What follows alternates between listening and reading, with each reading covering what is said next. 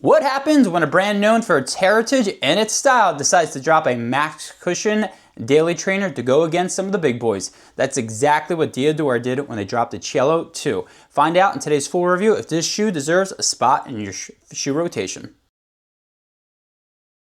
Welcome back to the channel. I'm Cody with The Shoein' with Cody, and today we got ourselves a good one. We are talking about the Diadora Cellula 2. I've been putting this shoe through the ringer. I have about maybe 31 miles into the shoe, and I have a lot to say. In this video, I'm going to cover the fit, the good, the bad, and the verdict. Should you buy this shoe? Yeah, this shoe right here. Now, before I dive into all this goodness, I do want to point out one thing.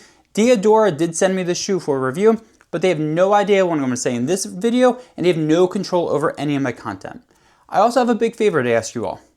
Hit the like button and smash the subscribe button. You know you want to. It costs you absolutely nothing, but it definitely helps the channel.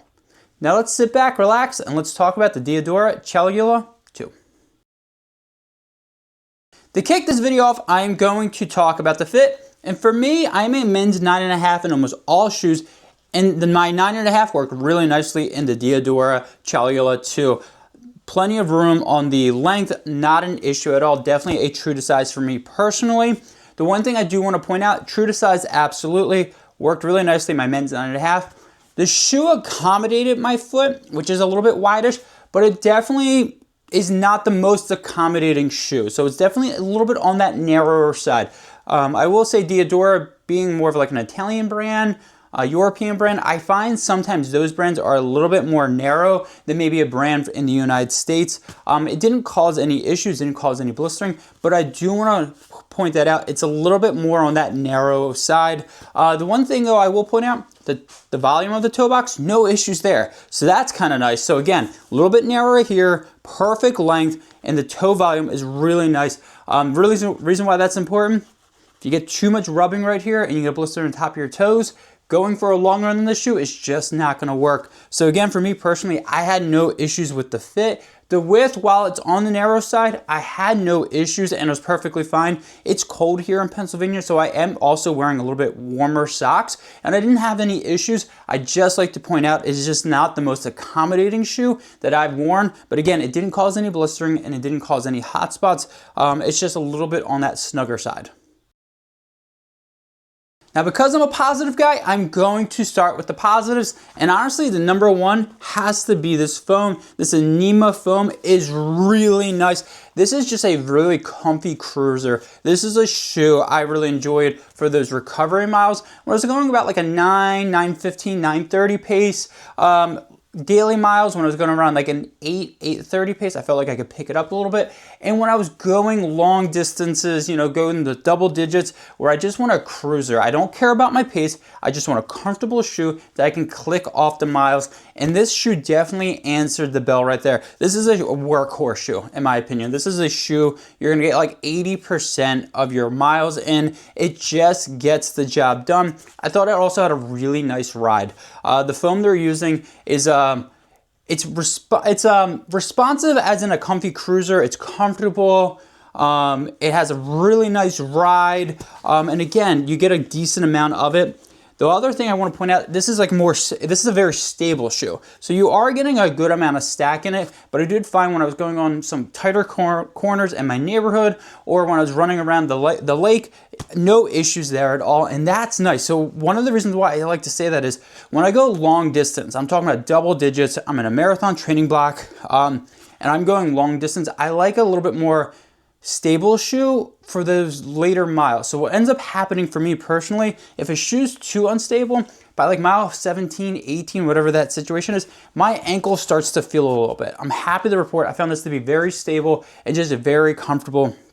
Again, 3 categories you're going to put this one in. Daily miles, not an issue at all. Recovery miles, absolutely. Long run miles when you don't care about the pace. If you are looking to drop the hammer, I don't know if I necessarily loved it for that, but for those other 80% of your miles, not an issue at all. I do also want to point out, I actually really like the looks of it. There are other colors I think maybe a little bit better than mine, but I love what Diadora is doing with that style. I'd love to see a little bit maybe more punk rock kind of approach with this, because some of their stuff is really cool. Like definitely that punk rock, underground kind of a scene. I'd love to kind of see that. This is definitely, when I look down, I really like this, but I wish it was maybe a little bit more. But again, I don't mind the looks at all. For an all gray shoe, I didn't mind running in this. I looked down, I was happy with the shoe, and I thought it looked really good with my outfits. So again, really nice lockdown for me. No issues at all. It is a gust to the tongue, and I like the tongue because it's not too much. You just get the perfect amount. I also thought the length of the tongue was nice.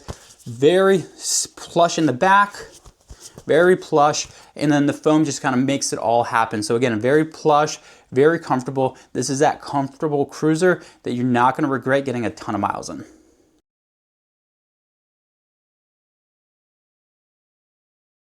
With the good, you do know there has to be some bad, and the number one bad I'm going to call out is this is a daily trainer, max cushion daily trainer. It's $185, which I understand is not a terrible price. I just wish it was a $150 or a $160. I think if you drop it down there, I actually think it puts it in with that, the Hoka, Bondis, and all those others, or the Cliftons, things like that, which I think is the category. It belongs in the Cliftons. Make it a little bit cheaper, and I actually think people would actually reach for this more than maybe for the Clifton. That's how much I really enjoyed the foam and the running of this shoe, but $185 is definitely a little bit on that higher side. I understand what they're saying, well, this is a more premium product. I hear that, but when it comes to running shoes, the price doesn't matter. Things are getting really expensive. I wish it was just a little bit cheaper. $185, I understand it's not terrible, just wish it was a little bit cheaper. The other thing I'm going to point out, I don't feel fast in this shoe. This is not a shoe I feel like I can pick the pace up. There are some max cushion daily trainers where I can do recovery miles in, easy miles in, long runs, and I can also pick the pace in. Getting to maybe like the 745s, I felt like I was pushing it a little bit. I don't feel like it's the most responsive foam. It's comfortable in that sense of like a comfortable cruiser. But when I want to drop the hammer, I don't necessarily feel like I can do that. So do not buy this shoe if you want every category. We're talking about daily, speed work, push the pace, all that stuff. It just doesn't want to push the pace. I don't think this is what Diadora wants it to do. It's not how it's advertising it, but I'm going to get questions about it, and I want to make sure I point that out. Not the fastest shoe. The other last thing I'm going to point out, I said it in the fit, but I do want to bring it back here. The fit, the width of it is definitely a little bit, I wish there's a little bit more. Give me a little bit more. So right now it's cold here in Pennsylvania, so my feet aren't really swelling that much. In the summertime, when it gets really hot, I might want a little bit more width. Just a tiny bit. Not talking about a ton, just a little bit, especially for like a long run, daily, just kind of cruiser of a shoe. Give me a little bit more width. It didn't cause any issues, but I wish it was just a tiny bit, just a tiny bit wider for me personally. Again, I have a wideish foot, not a wide, but I wish it was just a little bit better. And that's really it for me. I think it's the price. I think it's not the most versatile shoe for speed. And then that's pretty much it, because again, there's a lot of things to like about this shoe. A couple things I don't like about it, but definitely the good outweigh the bad. You heard the good, you heard the bad, and now you want my verdict. Should you buy the Diadora Cellula 2? Again, I have about 29, 30 miles into the shoe. I've been putting a lot of work in it, especially around the holidays. This is definitely a shoe I think if you got the cheddar, and you kind of been disappointed by some of those other max cushion daily trainers, I would say definitely try the shoe. I think this is definitely a shoe that you should have on your radar, and I think you should definitely try it. I really like the foam that they have here. I really like what Diadora is doing. So if you have the cheddar, yes, I think you could buy the shoe, get 400 plus miles into the shoe, and I think you're gonna be extremely happy. I think Diadora still is getting the market in the United States. I think people know about it, but it hasn't moved up. It's still in that lower tier of recognition. So again, if you don't know this brand, I highly recommend try the Cellula 2. For that $185, yes, it's a little expensive, but you are gonna get a fantastic shoe. If you're looking for a shoe to do speed work, this is not the shoe for you. Personally, that's not for me. Maybe there's other better runners out there, but for me personally, not the shoe for that. I think there's better options out there. So again, if you got some cheddar, you're looking for a max cushion daily trainer that's a little bit different than your Hokas, your New Balance, whatever the situation is, the Diadora Cellula 2 might be for you. You heard the good, you heard the bad, and you heard my verdict. Now I want to hear from you. Have you tried the Diadora Cellula 2? Did you like it? Did you love it? Hey, be honest with me. Did you hate it? Drop a comment down below. Really curious about this one. Again, I really like what Diadora is doing. I still think it needs to find its way into the market here in the United States.